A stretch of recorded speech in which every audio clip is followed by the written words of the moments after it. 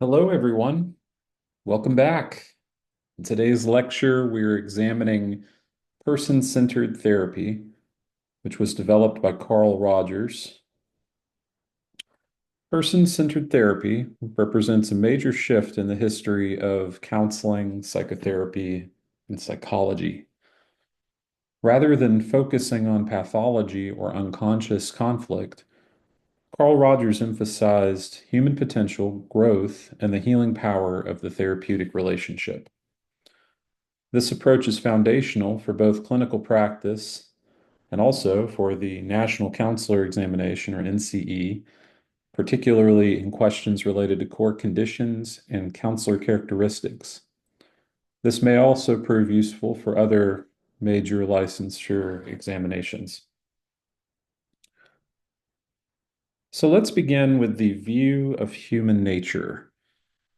Um, Person-centered therapy is grounded in a profoundly optimistic view of human nature. Key assumptions of this particular modality include that humans have an actualizing tendency or an innate drive towards growth, fulfillment, and autonomy. People are capable of self-direction when provided with the right relational conditions. And psychological distress results from incongruence between the self-concept and the lived experience. Unlike psychoanalytic theory, this model is phenomenological, non-deterministic, and focused on the present moment. And a brief NCE tip. If a question mentions actualizing tendency, self-concept, or incongruence, the answer is almost certainly person-centered therapy. There are several foundational constructs to this particular theory, including self-concept, ideal self, congruence, and incongruence. Self-concept is how the individuals perceive themselves. The ideal self is who they wish to be. Congruence is alignment between self-concept and experience. Incongruence is a mismatch between the self-perception and lived reality. When individuals receive conditions of worth, meaning approval only when they meet certain expectations, they may distort or deny experiences to preserve relationships. This leads to psychological tension. This particular therapy aims to reduce incongruence and promote greater authenticity.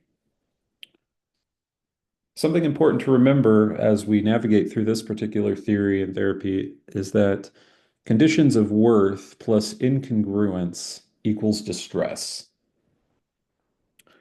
The primary goals of person-centered therapy are a greater openness to experience, increased self-trust, internal locus of evaluation, movement towards self-actualization, and increased congruence.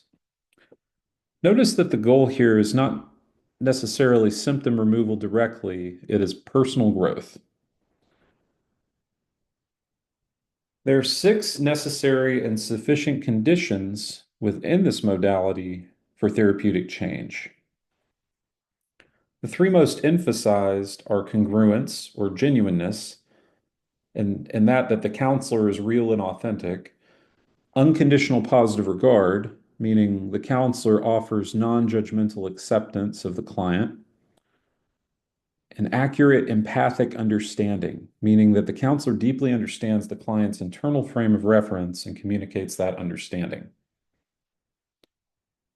When these conditions are present, growth can naturally occur.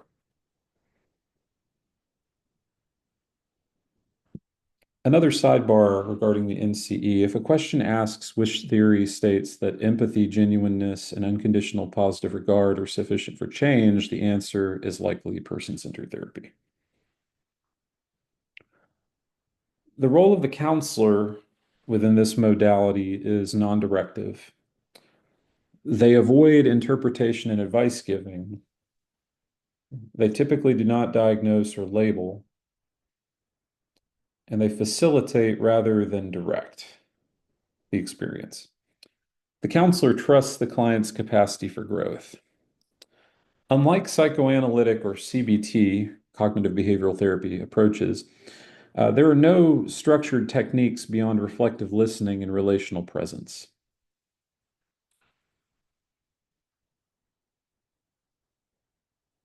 Although Rogers rejects the idea of techniques, there are common facilitative behaviors of counselors within the therapeutic process that include reflection of feeling, paraphrasing, clarification, minimal encouragers, and immediacy. The focus is always on the client's subjective experience, not problem solving. There are several strengths and limitations to this particular approach. Such strengths include strong empirical support for empathy, emphasis on the therapeutic relationship, and cultural adaptability due to respect and acceptance. Limitations include a lack of structure for clients needing directive guidance, less focus on skill building or behavioral change. It's important to note as well that many contemporary counselors or mental health professionals integrate person-centered principles into other approaches using what's commonly known as theoretical integration. Now, I would like to take a moment to hone in on some exam preparation for the NCE, which again, this information would be helpful in other licensure examinations as well, or for study review. The founder of this particular modality is Carl Rogers. Key terms include actualizing tendency, incongruence, and conditions of worth.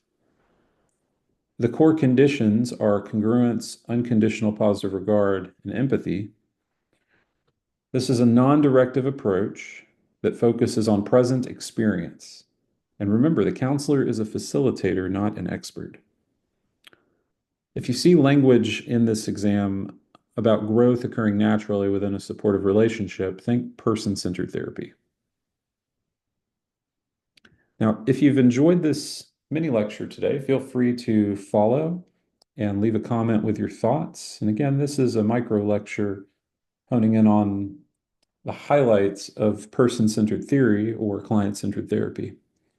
I hope you've enjoyed, and I'll see you next time.